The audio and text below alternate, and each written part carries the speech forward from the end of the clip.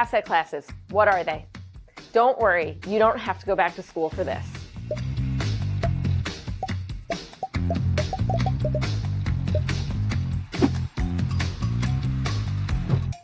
Asset classes are groups of investments that share certain behaviors and characteristics.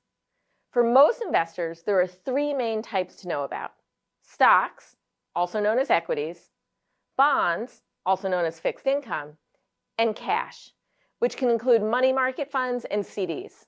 They all have their own unique risks and potential benefits, and holding some combination of all three is important in a well-rounded portfolio. Think of it like a pie cut into three slices. Stocks give you a piece of ownership or shares in a company, and their value can go up or down based on a company's performance, along with other factors.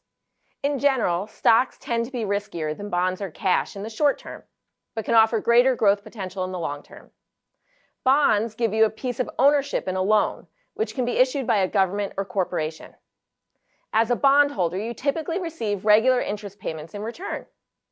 Bonds are also generally less risky than stocks and can offer some stability when the stock market is volatile. Holding some cash in your portfolio is important for unexpected expenses and can offer stability of principal. But cash doesn't offer much growth over time, especially when prices are rising. So it would typically make up the smallest slice of the pie. There are other types of asset classes such as real estate and commodities like gold, and also alternative investments for qualified investors. As with stocks, bonds, and cash, they also have their own risks and potential benefits to consider before investing. And that's your quick tutorial on asset classes. Thanks for watching, and stay tuned for more Translation Please videos.